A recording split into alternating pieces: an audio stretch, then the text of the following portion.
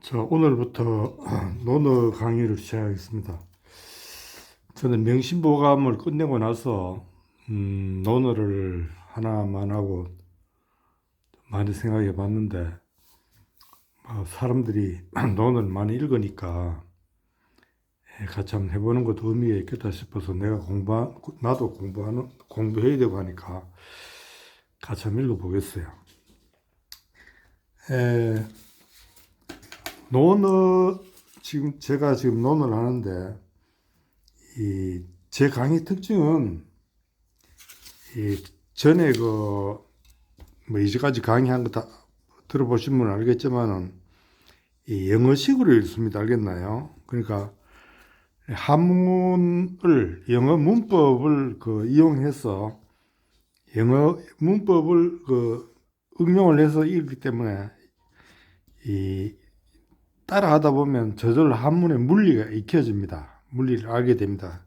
그것이 하나 특징이라고 볼 수 있고요. 두 번째, 생활 논어라고 이야기한 것은 논어가 지금 사실 한 2500년 전 이야기인데 과연 오늘날 우리 생활에 필요한 건가 한번 생각해 봐야 돼요. 그래서 어떤 부분은 정말 필요한 부분도 있고 또 어떤 부분은 전혀 관계없는 부분도 많아요. 그래서 그런 것들은 설명을 뭐 많이 줄이고 생활과 직접 관계되는 것을 많이 이야기하겠습니다. 그래서 논어를 읽지 않았을 때의 나와 논어를 읽고 난 다음에 내가 좀 달라져야 되겠죠. 그렇게 해주면 좋겠어요. 그 다음에 이 영어식으로 하고 생활로 논어가 되는 건데 지금 우리가 논어라 하면 무슨 논한다 이럴 때 논이죠. 어는 말이에요. 그러니까 무엇을 논하는 말. 이때 말은 공자하고 그 제자 사이에 이루어진 말, 혹은 공자 자신의 말, 제자들의 말, 뭐 말이에요. 그래서 논하는 말, 논란이 된 말, 논란을 거친 말, 뭐 여러 가지 뜻이 있을 수도 있어요. 논어인데 이, 이 논어 표기가 그 한자 표의 문자죠. 표음이 아니라 표의 문자이기 때문에 한 2000년 이상이 내려왔지만은 그 뜻이 거의 안 바뀌고 그대로 전달되어 오고 있어요. 예를 들면 내천 같으면 이 물이 흘러가는 모습이 그대로 나타나죠. 매산 같으면 이 산봉우리가 이렇게 있고, 그렇죠? 근데 우리 표음 문자 같으면 우리는 옛날에 매라 그랬잖아요. 매를 요새 산이라 그러죠. 만약 표음 문자였으면 아마 지금 많이 바뀌었을 거예요. 그러니까 읽기 쉽지 않을 거예요. 그러나 다행스럽게 표의 문자로 내려왔기 때문에 지금도 그 뜻이 그대로 전달된다고 보는 게 맞겠죠. 이 그 논어의 주인공이 공자라고 볼 수 있는데, 요즘 말로는 독서인, 책을 읽고 공부하는 사람으로 볼 수 있어요. 독서. 그럼 공자가 왜 독서하고 공부를 했을까요? 한마디로 말하면 벼슬 하고 싶어서 한 거예요, 벼슬. 공자는 평생 벼슬을 추구했어요. 그러나 뜻대로 잘 안 됐죠. 공자가 아마 뜻대로 높은 벼슬을 했다면 오늘날 이룬 논어라는 책이 나오지 않았겠죠. 그렇죠? 그러니까 다 장단점이 있다고 봐야 되겠죠. 벼슬을 왜 하려고 했겠어요, 공자가? 먹고 살려고 한 거예요. 공자도 인간이잖아요. 먹고 살아야 되잖아요. 먹고 살기 위해서 벼슬을 해야 되고, 벼슬을 하기 위해서 공부한 거예요. 공자라고 뭐 특별한 사람 아니에요. 우리하고 다 똑같은 사람입니다. 알겠나요? 공자는 요즘 말로 하면 인문학자입니다. 인문학자. 그러니까 공자는 육례를 했는데 시, 서, 예, 악, 그다음 역, 춘추 이게 6개를 했어요. 시서예약이 문이고, 역은 철이고 철학이고, 춘추는 역사예요. 그 문사철이 인문학이잖아요. 그러니까 이 인문학이기 때문에 인문학은 사람을 근본으로 하는 학문이잖아요. 사람. 옛날 사람이나 지금 사람이나 바뀐 게 거의 없으니까 우리가 논어를 읽어서 우리가 생각할 거리가 있는 거예요. 만일 자연과학이나 사회과학 같으면 공자가 자연과학이나 사회학을 냈다면 우리는 읽을 필요가 없겠죠. 그냥 마침 공자는 인문학을 했기 때문에 우리가 지금도 공자의 책을 읽고 생각해 보는 거예요. 인문학의 특징이 뭐냐? 한마디로 말하면 무용이에요. 쓸데가 없어요. 쓸모가 없어요. 사실 뭐 인문학을 한다기가 뭐 돈이 생기거나 뭐 그런 게 없어요. 아무 쓸모 없는 거예요, 사실은. 그러나 이 인간이 되기 위해서는 인문학이 필요한 거예요. 알겠나요? 그러니까 이 어떤 그 실용적인 측면에서는 별 쓸모가 없는데 사람이 사람 되는 데는 이 쓸모가 있다 이거예요. 알겠나요? 그래서 공자는 옛날에 요즘 말로 하면 엘리트 교육을 했어요. 엘리트. 그 대중들을 가르치는 게 아니고 엘리트 교육. 그래서 공자는 인문학을 한 인문학자로서 엘리트 교육을 했다. 그래서 공자는 학식이 상당히 깊었어요. 아는 게 많았다는 말입니다. 특히 예를 잘 알았죠. 예학을. 두 번째는 사회평론가라고 할 수 있어요. 그 당시 사회를 많이 비평했죠. 그 다음 세 번째, 바른 말을 했어요. 진리를 이야기했어요. 이것이 공자의 특징이라고 볼 수 있어요. 공자에 대해서는 앞으로 나중에 더 이야기할 기회가 있을 겁니다. 오늘 이만큼 공자하고 본문으로 들어가 보겠습니다. 본문에 가면 자활이 나오는데 이 자는 이때 여기서는 공자를 가리킵니다. 알겠나요? 공자. 자는 남자를 높여서 하는 말이에요. 공자, 자활. 맹자도 맹자가 되죠. 맹자도 높임이 되니까 맹자가 되는 거예요. 알겠나요? 여기 논어에 나오는 자는 다 공자라고 생각하시면 됩니다. 공자. 이 공자가 이렇게 말했어요. 학이 시습지면 불역열호아. 배우고 거기에 그때에 맞춰서 그것을 실천해보면 또한 즐겁지 아니한가 이런 뜻이에요. 제일 처음에 나오는 게 배우는 거예요. 배우는 거. 공자가 제일 처음에 무엇을 배웁니까? 사람이 되는 것을 배우는 거예요. 알겠나요? 이게 인문학이에요. 사람이 되는 거. 어떻게 하면 사람다운 사람이 되는가? 그것이 배우는 거예요. 배우고 이때 우리는 이 고전을 읽을 때 반드시 가져야 될 마음가짐은 이 감정이입이라 그러나요? 내가 공자가 돼야 되는 거예요. 공자 말인데 바로 내 말이 내가 이 글을 내가 하는 걸로 생각하고 읽어봐야 되는 거예요. 알겠나요? 배우고 때로 익히면 또한 즐겁지 않은가? 이건 공자 말이다. 이렇게 하면 공자하고 나하고는 아무 관계가 없어요. 그러나 이것은 공자가 이야기했지만은 내가 생각하고 내가 하는 말로 이걸 읽어야 이것이 내 것이 되는 거예요. 알겠습니까? 자, 그렇게 하면서 모든 것을 내가 하듯이 읽어보면서 우리가 많이 배워야 되는 거예요. 자, 학이 시습지, 배우고, 이는 이 and 아니면 but예요. 둘 중에 하나예요. 여기서는 and예요. 배우고서. 그리고 시는 부사죠. 때때로 또는 이때 때때로 되고 2번은 배운 거가 딱 맞는 그 때를 가리키는 거예요. 예를 들면 내가 뭐 목공을 배웠다면 마치 목공일을 할 때가 바로 요 때가 되는 거예요. 김치 담그는 법을 배웠으면 김치 담글 때가 그 때가 되는 거예요. 요 때가. 알겠나요? 배운 것을 응용할 수 있는 그 때예요.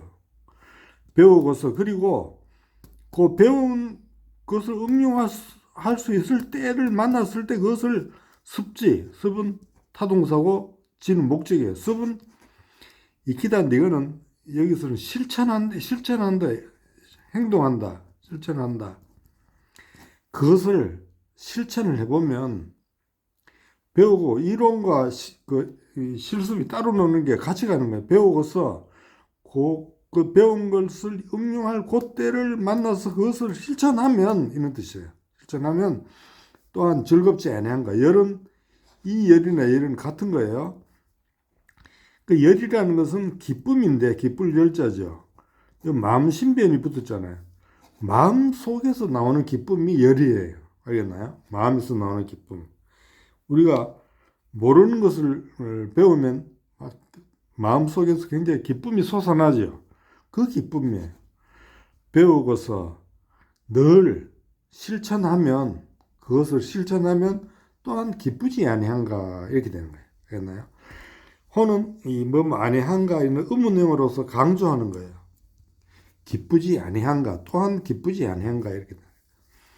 두 번째, 유붕이 자원방 내면 불역 낙호와 유는 there is 구문이에요. there is a friend. 친구가 있다 이거죠. there is는 동사고 friend가 주어가 되는 거예요. 마찬가지로 이게 동사고 붕이 주어가 돼요. 친구가 있는데 이렇게 되는 거예요. 친구가 있다 이게 친구가 있다. 친구가 있는데 그 친구가 아니면 you를 동사로 해석할 수 있고 두 번째는 certain, 어떤이라고도 해석할 수 있어요. 어떤 친구가 주어로 보면 돼요. 전체로. 어떤 친구가 해도 되고 친구가 있는데 둘 편한 대로 하세요. 자 원방 내면 자는 전치사로서 from이에요. 뭐뭐로부터 있는 뜻이죠. 원방은 먼 곳이죠. 먼 곳으로부터 이런 거죠. 먼 곳이죠. 방 곳이니까 먼 곳으로부터. 자는 전치사고 원방이 전치사의 목적이 되는 거예요. 먼 곳으로부터 오면 if 가정절이죠. 그러니까 원래 영어 같으면 앞에 if가 들어가야 돼요. 알겠나요? 친구가 온다면 해야 되는데 한문은 이 앞뒤로 봐서 그렇게 생략해도 좀 생략해버려요. 이게 한문이 멍청한 거예요, 사실. 한문 좋은 글은 아닙니다, 절대로. 그러니까 친구가 먼 곳으로부터 온다면 이런 뜻이에요. 가정절. 그러니까 면을 붙여놓은 거예요. 그렇습니까?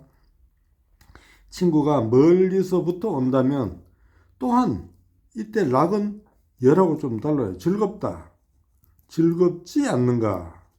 이때 즐거움은 이 기쁨은 마음속에서 우러나오는 기쁨이지만 이 즐거움은 마음 밖에 외적인 즐거움이에요.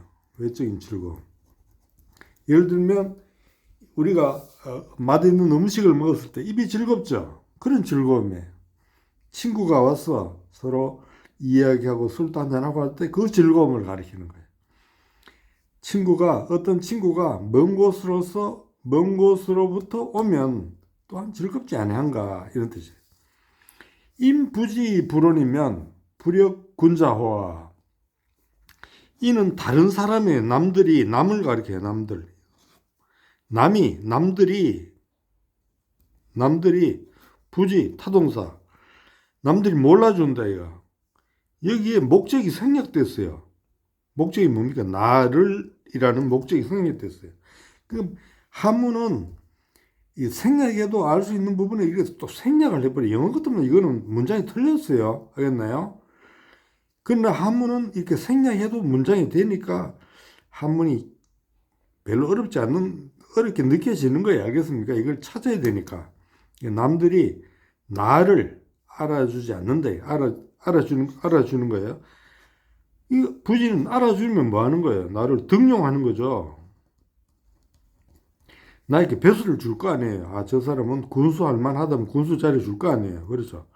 남들이 나를 등용해 주지 않더라도 이런 뜻이에요. 나를 벼슬 자리를 주지 않더라도 이런 뜻이에요. 나를 알아주지 않는다는 거, 등용하지 않는다는 말입니다. 이때 이는 엔드 아니면 버트라 그랬죠. 이는 뭘까요? 그러나 버트가 돼요. 남들이 나를 알아주지 않아서 등용하지 않더라도 불온, 이는 오는 괴로워하고 고민하는 거, 화를 내는 거죠. 괴로워하지 않으면, 여기도 이쁘죠? 괴로워하지 않으면 또한 군자가 아닌가 이렇게 돼요. 그럼 여기서 군자는 이 품사가 뭐가 될까요? 불이 나왔으니까 이거는 부정형이죠. 그럼 이게 뭐 동사가 돼야 됩니다. 알겠나요? 여기도 보세요. 군자하고 여기까지 이런 게 열이나 락이죠. 전부 다 똑같은 거예요. 이게 동사가 됩니다. 또한 군자가 아니다 이거예요. 군자가 아닌가. 이 명사로 보면 안 돼요. 군자이다인데 불이니까 군자가 아닌 것이 아닌가 이렇게 되는 거예요.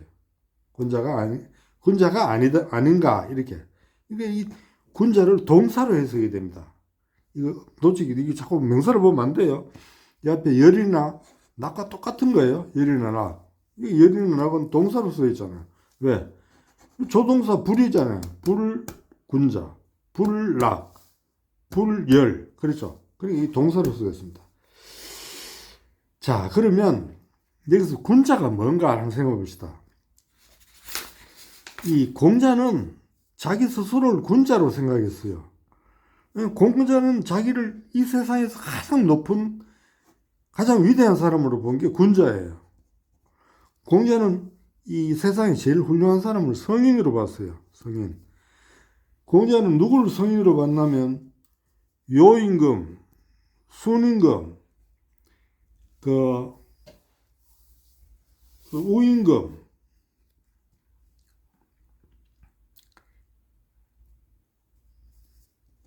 탕임금, 문왕, 무왕, 이 사람들을 성인으로 봤어요. 그 다음에 성인 그 밑에 단계가 뭐냐면 인자예요. 인자한 사람, 인한 사람. 근데 성인과 인한 사람은 공자 시대는 공자는 이 과거에 다 죽었다고 생각해서 공자 시대는 이 사람들 다 죽고 없죠. 그러니까 공자 시대는 인자나 성인은 다 죽고 없어요. 공자는 이때 인자 밑에 있는 게 뭐냐면 군자예요. 공자는 자기가 이제 군자는 지금도 살아있는 사람이죠. 살아있을 수 있죠. 그리고 공자는 이 군자를 자기로 봤어요.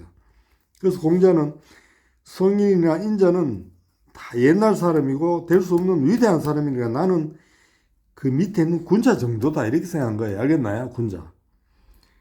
그래서 공자가 꿈꾸는 나라는 군자였어요. 군자의 나라. 알겠나요? 그럼 군자는 어떤 사람이냐? 우선 덕이 있어야 돼요. 덕이 있다는 것은 도덕이 있다는 말입니다. 도덕이 있고, 그 다음에 학문을 갖추고, 학식이 있어야 되겠죠. 학문을 갖추고, 그 다음에 부귀 공명을 누리는 사람이 군자예요. 나물 먹고 물 마시고 그렇게 하는 그게 군자라고 생각 안 하고요, 공자는. 이렇게 하기 위해서는 뭘 해야 되나요? 벼슬을 해야 되는 거예요. 그래서 공자가 평생 벼슬을 하려고 그렇게 애를 쓴 거예요. 알겠나요? 그러니까 그때로 말하면 귀족 계급이에요. 귀족 계급. 공자는 귀족이 되고 싶었던 거예요. 귀족 계급이. 벼슬을 해서 귀족 계급이 돼요. 그 귀족급이 바로 군자예요. 이게 우리나라로 치면 조선시대 양반이에요. 양반. 조선시대 양반이 바로 공자가 꿈꾸던 그런 군자니까 우리나라 조선시대는 성리학이니까 전부 다 군자가 되려고 했어. 군자가 바로 양반이에요.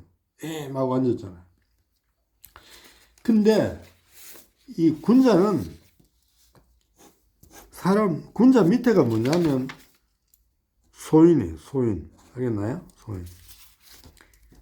사람은 다 소인으로 태어나요. 인의 예지를 공부해가지고 군자가 되는 거예요. 알겠나요? 군자가 된다. 이렇게 본 거예요.